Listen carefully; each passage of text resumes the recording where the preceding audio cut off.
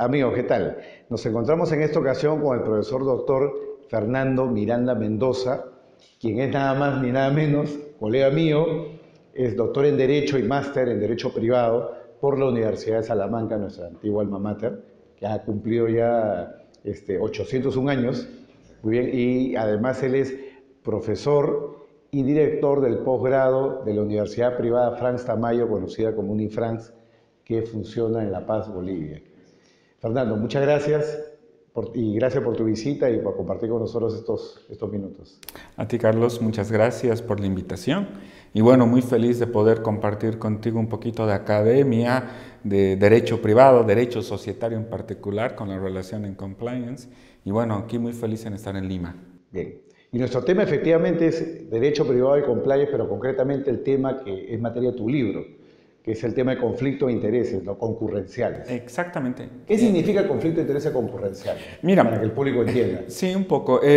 Nosotros en materia de gobierno corporativo tenemos el Consejo de Administración o Directorio. Consejo de Administración, muchos lo nombran en Europa, directorio en Latinoamérica o en Estados Unidos. Entonces, dentro de estos grupos, dentro de estos consejos de administración, se presentan ciertos conflictos de intereses. Estos conflictos de intereses pueden estar delimitados bajo una normativa, un estatuto, un código de buen gobierno o ciertos reglamentos. Y hemos ido estudiando poco a poco de que en algunos países se ha comenzado a positivizar esta situación. Claro ejemplo es... La regulación de conflicto de intereses. Exactamente. Claro es la situación en España, con la Ley 31/2014, la Ley de Sociedades de Capital con la reforma e introducción de gobierno corporativo. Correcto. Se ha implementado ya una realidad clara de lo que es las medidas de conflictos de intereses en los directores.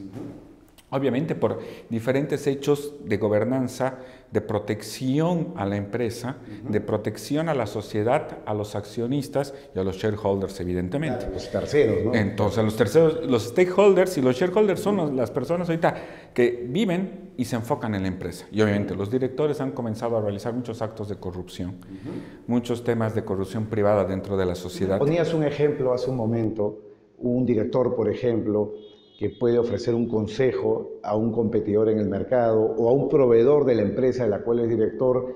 Eso es algo que ya implicaría un conflicto de intereses. ¿Por qué? Exactamente. Mira, los conflictos de interés, como te decía, se pueden ir desarrollando de acuerdo a una normativa, un código, pero viendo al punto en específico y un conflicto que lo hemos ido viendo con mayor relevancia y obviamente complejidad, tanto en sentencias españolas, es el tema del conflicto concurrencial. Esta prohibición de competencia que todo director debe tener por un deber de lealtad a la sociedad que administra. Claro, y no es que él compita, sino él favorece a la competencia de otro. Él puede favorecer a la competencia, puede favorecer al proveedor o inclusive puede favorecer a la cadena de producción. Entonces puede dañar la imagen de la sociedad a la que administra, puede dañar la economía de la sociedad que administra e inclusive hemos visto casos de que puede dañar al grupo de sociedades, porque él puede ser administrador de una sociedad que sea parte de un holding o un grupo de sociedades, como llamamos en derecho mercantil, y puede realizar actos anticompetitivos, no determinados por la ley de competencias, sino determinados específicamente por situaciones societarias. O sea, con lo cual detrás de esta regulación existen los intereses patrimoniales de la sociedad, su marca, su reputación. Me imagino que incluso pueden haber también intereses vinculados a la industria, es decir, propiedad industrial, por decir, se revela un secreto. Sí, normalmente estos daños en los conflictos de interés concurrencial se han ido determinado de manera financiera. Han sido más daños económicos, específicamente financieros, pero también ahora se han dado daños en lo que significa la reputación corporativa. ¿Ya? La imagen a veces queda dañado inclusive, como te decía, las cadenas de producción. Un claro ejemplo es de que muchas veces este director puede dar información a un proveedor de la parte competitiva y quedarse sin el proveedor. Y entonces dañar inclusive a su propia gestión de producción de la empresa que él administra a favor de otra empresa con el proveedor. Entonces se pueden dar estas ciertas cadenas, estos cruces de información que pueden ir dañando a la productividad de una sociedad. De la misma manera, hemos visto de que estos actos competitivos dañan, si no es a un corto plazo, se convierten en conflictos de interés potencial, que tarde o temprano se va a ir dando y va a comenzar a dañar a un corto o un largo plazo a la sociedad que administra. Claro. Entonces, realmente son conflictos que se van dando de acuerdo a la administración del directorio. Y esto ya entrando al ámbito legal, la regulación, ¿no?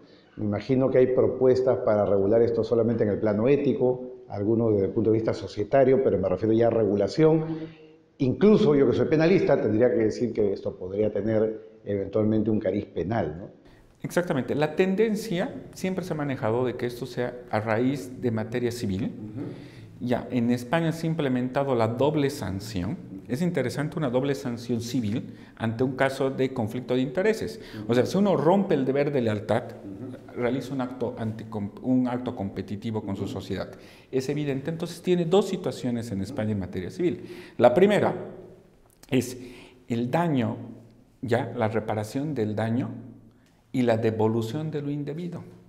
Es decir, de que al daño que le ha causado económicamente, un daño moral, patrimonial, a la empresa, entonces este director debe reparar. Y posteriormente, todo lo que haya ganado él como director en el transcurso de su administración también lo tiene que devolver.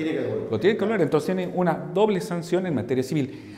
Y también ahora se está viendo de que aparte de que sea en materia civil, comiencen a realizarse procesos penales. Claro, por conductas anticompetitivas. Claro, porque hay delitos societarios y hay delitos de competencia que podrían entrar a tallar ahí, ¿no? Exactamente. Entonces se está viendo y se está enfocando realmente un blindaje poderoso en contra de estos directores. ¿Con qué fin? Que no exista la corrupción privada. O sea, el fin último es evitar la corrupción privada. Exactamente. Es fortalecer este deber de lealtad al director, pero fortalecer desde puntos de vista netamente económicos. Por eso entonces se va y se delimitan estos estudios y obviamente a cualquier denuncia, no solamente de parte, o sea, de cualquier parte de la sociedad, sino a raíz de cualquier denuncia de cualquier tercer interesado, se abre un proceso en la vía, en España, te cuento, en la vía del derecho mercantil ante un juez mercantil y se hace la investigación. Entonces ahí puede recaer y puede abrirse el proceso judicial. Incluso el penal. Incluso el penal. Claro, porque la corrupción privada es delito en España, en Perú, es delito también en Colombia, en Chile, en varios de los países que nosotros conocemos, Italia, Alemania. Y ahora, ¿cuál es el espacio del compliance ahí? Miren, nosotros lo que estamos viendo es de que en muchos países todavía aún no tenemos una regulación estricta como la que te contaba en España, pero evidentemente que se deben crear códigos de ética, códigos de conducta que puedan regular la actividad del director y también, aparte del director, la alta gerencia. Es importante que la alta gerencia también entienda que puede recaer en estos conflictos de intereses. Es un tema de directores y gerentes. Exactamente. ¿Por qué? Porque en la tradición, especialmente en mi país, en Bolivia, la tradición de la administración en las grandes sociedades, en las grandes empresas, no la realiza de manera directa el directorio. O sea, no, el directorio no tiene una administración concentrada, sino la administración la tiene la alta gerencia. Inclusive muchos gerentes están dentro del directorio, o sea, tienen una doble actividad. Entonces, obviamente, es importante que dentro del compliance se emitan estos códigos de conducta, estos códigos de ética, para que estos funcionarios ya tengan una responsabilidad muy clara y determinaciones específicas a su comportamiento dentro de la administración de la sociedad. Entonces, eso es que directamente ya no se concentra solamente en los directores, que también se concentra en la alta gerencia. ¿Y los directores tienen deberes de reporte? ¿Tienen deberes de reportar situaciones que de repente para ellos no son de conflicto de intereses, pero que la sociedad lo podría estimar de otra manera? Hay una medida muy clara que dentro de estos códigos de conducta es una tendencia que se está delimitando, es de que a raíz de que un director sepa que existe algún conflicto o tenga por lo menos una información, no puede acallar, porque si no se vuelve cómplice del conflicto. Entonces, tiene un deber de informar. Tiene un deber de información y de comunicación y de denuncia. Hasta su conclusión. El canal de denuncias en compliance se maneja mucho, claro, pero en materia societaria ya se está comenzando a regular de manera muy estricta, especialmente en directorios. ¿Cuál es la recomendación? Se hace la denuncia y recién Cuando salga el fallo, termina el proceso. O sea, es obligatorio que debe salir un fallo, tanto sancionador o, en su caso, que se desestime la denuncia. Claro. Entonces, sí o sí se maneja en directores. Y inclusive, te comento, en los reguladores, porque, por ejemplo, es un banco, ponle. En muchos reguladores, puede ser bolsa de valores o un banco central o, como en mi país, una autoridad de supervisión financiera, solicita que ante estas denuncias deben marcarse en un informe de gobierno corporativo una vez al año, para que todos los stakeholders estén informados ante esta denuncia.